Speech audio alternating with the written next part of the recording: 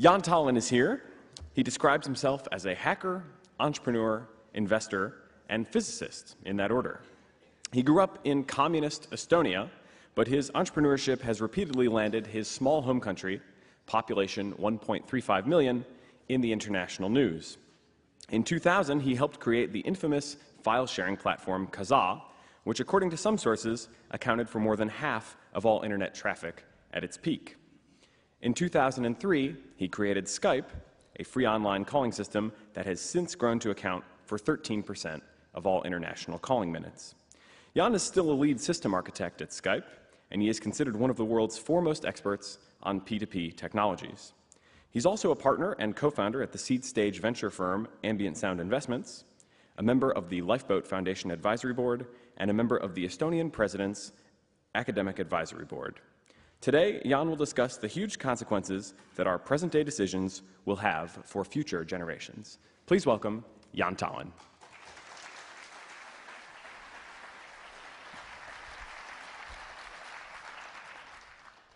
Good afternoon. The curse of speaking near the end of a two-day conference of like-minded people is that you're bound to repeat quite a lot of things that have been said. However, having myself developed a spaced repetition software to teach me things, I can only appreciate that opportunity because I know that only by repeating things, people will really remember the important points. So without further ado, if I can figure out how this works. It's not connected, really? Oh, okay, so I have to go like this, all right.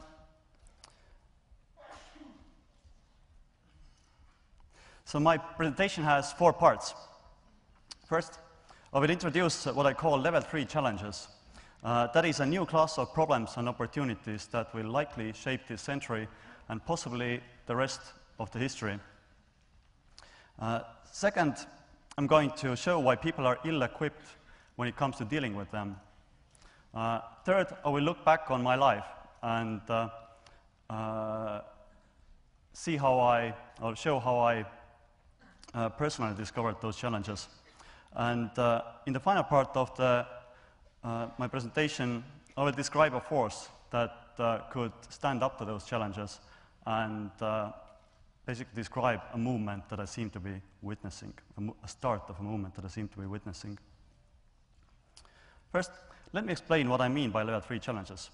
Challenges that increasingly powerful technologies create and that baffle our intuitions.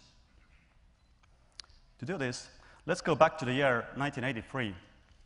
On September 1st, Korean Airlines flight 007, yes, ironically named, flew into Soviet airspace and was shot down. Among 269 casualties was a sitting member of the US Congress. What happened next is considered one of the most volatile moments of the Cold War. Tensions rose to all-time high, and Soviet Union started preparing for war. 3.5 weeks later, the Soviet early warning system picked up several incoming ballistic missiles. The officer in charge, according to the protocol, he was supposed to react immediately by launching a full-scale counterattack. He did not do that. The alert, of course, turned out to be a false alarm. Now, needless to say, that officer in charge decided the fate of the world that day. I would not be speaking here had he followed the protocol. I would probably not even exist, and quite possibly neither would you. His name was and still is Stanislav Petrov, and while he has received some recognition for his act, for literally saving the world, the reward he has gotten is pretty much comparable to what one would get for saving the life of one person, which is crazy. Now, 2 important lessons can be drawn from this example. Contrary to our intuition that society is more powerful than any individual or group, it was not society that wrote history on that day 28 years ago. It was Petrov. The second lesson is that while our intuition says that society is wise and can deal with any challenges that are thrown at them, the society didn't even notice that something extraordinary happened on that day. It still hasn't. Now, it's easy to see, though, why we have such intuitions. They date back to the day when our most advanced technology was a stone attached to a stick. And the life of every generation was pretty much a copy of the one that came before it. So recipes for major challenges were firmly embedded in cultural memory. We knew that society will be able to deal with problems, and we were right. However, if we consider upcoming technologies that are way more powerful than the one that Petrov was in charge of, those intuitions clearly no longer hold. Instead, our future is increasingly determined by individuals and small groups wielding powerful technology. And society is quite incompetent when it comes to predicting and handling the consequences. The cultural memory is completely blank when it comes to them. This way, we get a three-level hierarchy of challenges. First, individual challenges. So one way of looking at this is that by catching up to the timescale of human generations, technology has, the rate of technological change has driven a wedge between current society and future society by making them different. So instead of the classic dichotomy of individual needs, such as health and family, versus the interests of society, such as law enforcement and wealth distribution, we now have a trichotomy to consider: individuals versus society versus future society. So this way, we get the three-level hierarchy of changes, or hierarchy of challenges. On the first level, we have individual challenges. Second, we have traditional social challenges. And third, challenges that our society lacks a cultural memory for, yet which clearly affect the interests of future society. Now, these are what I mean when I say level 3 challenges. Now, because we are social animals, evolution has had over 100,000 years to make us pull our weight in the individual versus society dichotomy. However, the instincts we have picked up along the way can actually actively resist our ability to contemplate, much less deal with the level 3 challenges. To further illustrate that, I'm going to use a domain that I've been exposed to in the last 6 years or so.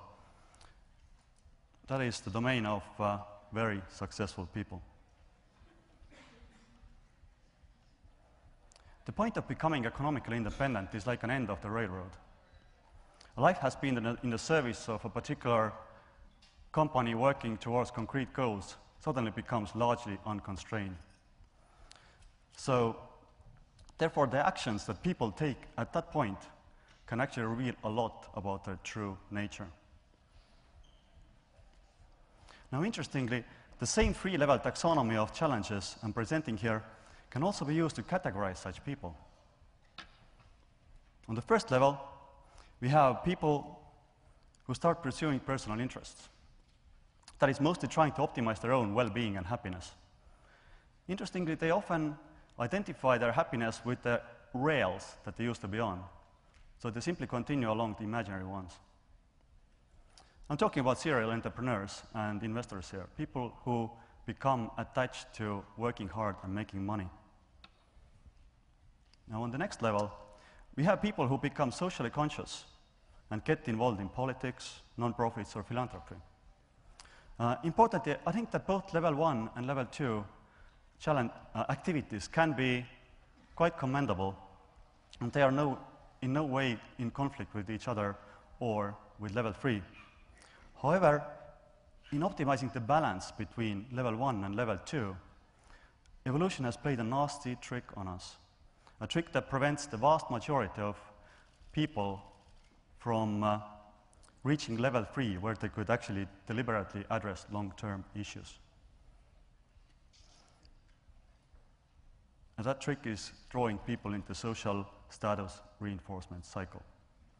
Because the individual versus the society dichotomy has been around, well, even longer than our species has, we have evolved reward mechanisms for doing things that society considers good. We get awarded the universal currency of social status as a result. And as with any sufficiently powerful reward mechanism, people get addicted to it. As I see, from the perspective of having an impact on the future society, people stuck in social status reinforcement cycle are bogged down in at least 3 ways. First, they focus on short-term projects only, because they want their social status fixes come in as frequently as possible. Second, since social status reinforcement is not entirely proportional to your achievements, people in social status reinforcement cycle have reason to be less ambitious. For example, in terms of social status reward, there isn't much difference between Elon Musk's attempt to get our species off this planet and, well, like building a local animal shelter. The third, the amount of social status reward depends on the perception of other people. So your activity has to be easy to understand to the public at large. I see Gates Foundation as an example of an organization that tries to be as efficient as possible while limiting themselves to the domain of issues that everybody on this planet can easily understand. Now, coming back to the types of people here. Like I said, I'm not trying to belittle what level 1 and level 2 people are doing. Addressing level 1 challenges can be clearly necessary for personal sanity and effectiveness. Also, dealing with level 2 issues can you earn you the social status that then you can apply to towards your other goals, like just like money, basically. I'm just saying that future societies will look back on us and feel depressed because of the actions that we did not do. Luckily, there are level 3 people on this planet, and the ranks are growing. There are people who truly try to empathize with the needs of future societies and consider those interests when they plan their actions. I haven't yet figured out what it takes for a level 2 person to break out of the social status reinforcement cycle and graduate to level 3. But I can tell what happened to me. So time for some personal reflections. Here's my life story in a nutshell.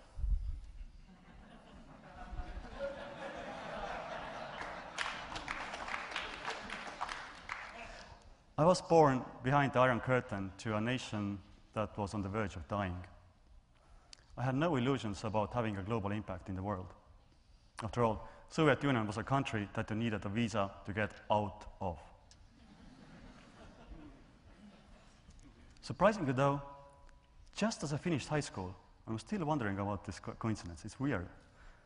And I got ready for independent life. The empire crumbled. And I found myself developing computer games for an international market. With friends, we founded a small computer games company that pretty much constituted the entire Estonian computer games industry. As our games business petered out, though, because of the computers getting more and more powerful and the games changed in their nature, we ended up in internet programming and part of the team that went on to create Kazaa, the file-sharing software Kazaa.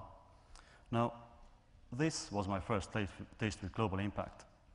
I still remember sitting in my modest apartment in a nondescript Soviet-style apartment block with a Kazaa team. We were sipping wine and thinking that, oh, so this is how it feels to be responsible for the majority of internet traffic out there.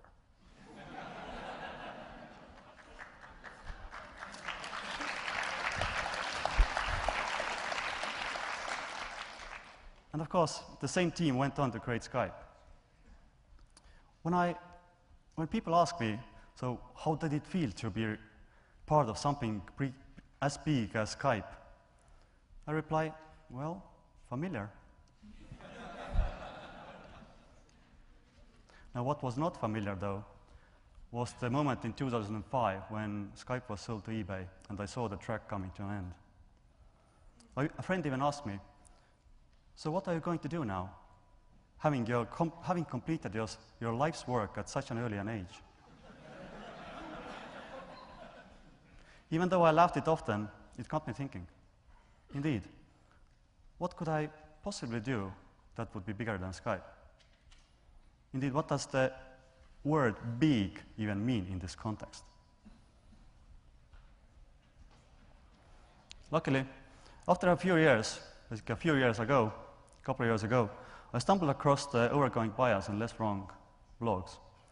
I learned how our biased instincts are running the world and why it's important to strive towards rationality. Also, it became clear to me that in order to maximize your impact in the world, you should behave as a prudent investor. You should look for underappreciated areas with huge potential. And the biggest pool, indeed an ocean of underappreciated causality, I found in the so-called existential risks domain. Things that might go horribly wrong and wipe out our entire species. Which, of course, I presume is the ultimate level 3 challenge, because I think the first thing that every future society cares about is not being dead.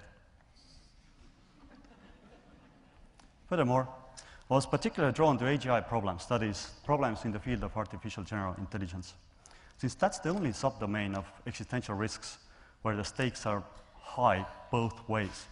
If things go well, they go really well. Indeed, we might solve the other remaining level 3 challenges that way. Also, since this domain is notoriously hard to reason about, it's pretty much guaranteed to remain underappreciated.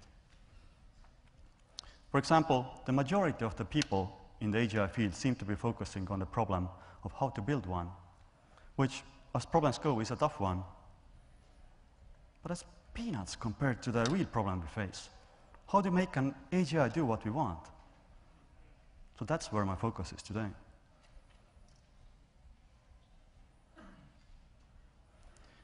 In particular, I identified 3 channels I could use to have an impact in this domain.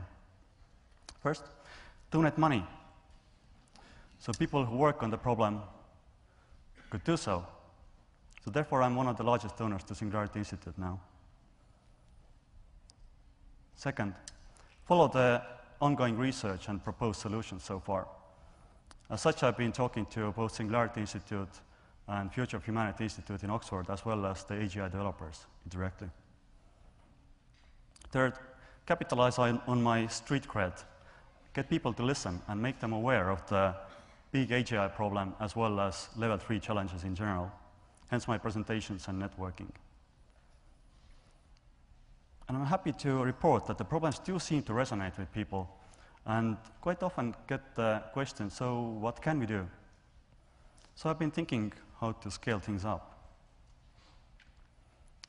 Luckily, I'm not the only one thinking about this. In my travels over the last year, I met a significant number of people and groups that are very concerned with level 3 issues and are going to do something about it. So the wheels are turning, so to speak. One trivial yet critical piece that seems to be missing, though, is a way for those people to identify themselves against the background of level 1 and level 2 people. For example, here's how I struggle when I try to identify myself. While I think that singularitarian is close to what I have in mind, it's much too ambiguous and has really strong sci-fi connotations that can be very counterproductive. Similarly, although I consider myself part of the rationalist movement, I think the term rationalist is still too broad for this particular purpose. And lacking a good label, I've seen level 3 people start using the term sane. both as an inside joke and a reflection of the sad truth. Obviously, such label would not go well down with other people. So I would propose calling the movement CL-free generation, because it would reflect the fact that in order to be part of that, you would need to not only be aware of the level 3 issues, you would also have to be aware of the inadequacy of traditional solutions that previous generations have used.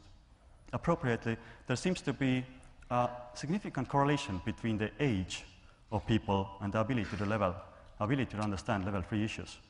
I'm saying just correlation, not an absolute. So the members of the movement are more often than not relatively young people. Now, in addition to giving you the warm and fuzzy feeling of having identified yourself with a group, I see that the label can help the movement in 3 other ways. First, fight delusion. If you belong to a level to the CL-free generation today, and unless you're part of an organization such as Singularity Institute, you're likely surrounded by peers who don't know what the level 3 issues are, or just don't care. Having a movement to identify yourself with can hopefully alleviate that. Another way such a label could be useful is to declare intentions, and therefore paving a way for better cooperation because you're more predictable. For example, I'm pretty predictable because I care about level 1 and level 3 much more than I care about level 2. So, for example, when I was approached a few weeks ago by a museum in Estonia, they offered me a board seat. I predictably declined because while it would have been a respectable challenge, it would have been clearly a level 2 challenge. Last but not least, it would be invaluable if such a label would evolve into a positive meme so that even people who don't understand the level 3 issues would recognize that this is something serious and worthwhile. I mean, not unlike the global warming meme has developed today.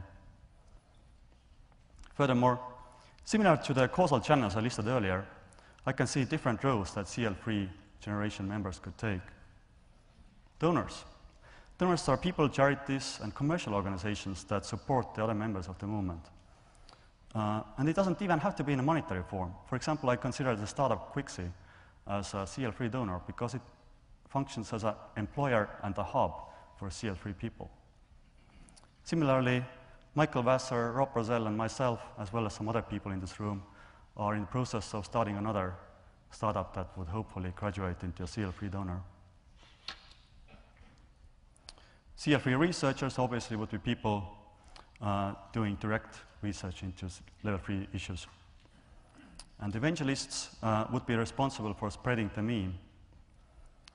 In particular, I would really like the evangelists to come up with something with ways how to intuitively communicate the level 3 issues to level 1 and level 2 people. Things like this marvelous picture here. It illustrates an abstract issue of global warming on a level where our instincts can really engage with it. Of course, the movement should not be limited to roles and ideas presented here.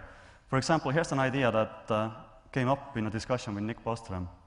What if we set up and promoted a fund that would pay out in the future to the people who, in retrospect, have made significant contributions from the perspective of future society? We might as well call this fund the Petrov Fund, because desperately need more people like him. So, as Max Tegmark said yesterday, in conclusion, the future of the world, and indeed the universe, no longer depends on societies. It depends on people with red buttons. And to navigate this new world, we need people who distrust their instincts and rely on reason instead. We need the level CL-free generation. Finally, since I know that our instincts don't care about saving the universe, let me just point out that the universe contains our children. So what this talk was really about was saving the lives of the children, your children. Thank you.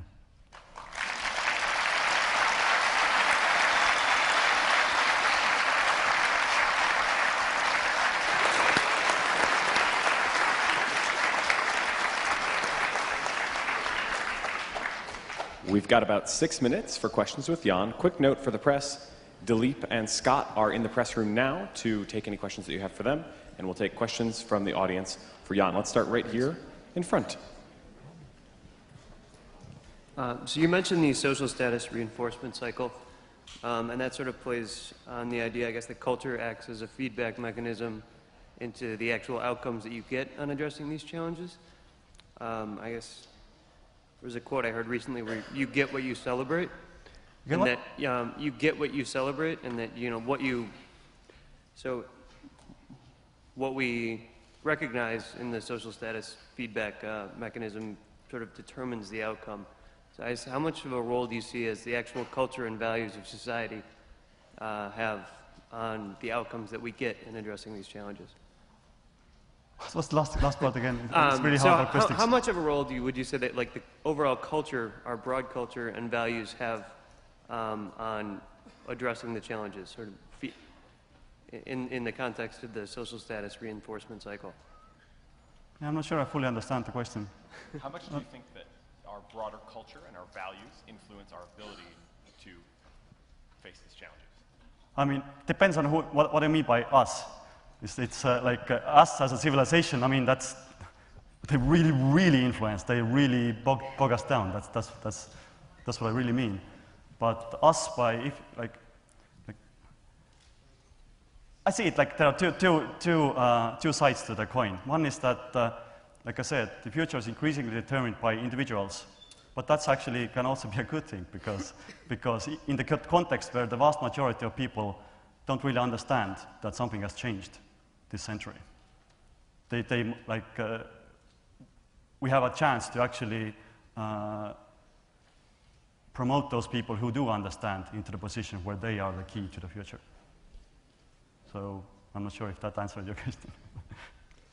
Next question over here on the left aisle. You mentioned that the evolution of the trichotomy has come about because of technology basically producing a qualitative difference between society and then future society. Yes. And that therefore there's a discontinuity because of the lack of cultural memory that produces the linkages between those two. And then you fast forwarded to the end where you said, for example, that you turned down a museum appointment because that was a level 2 consideration as opposed to a level 3.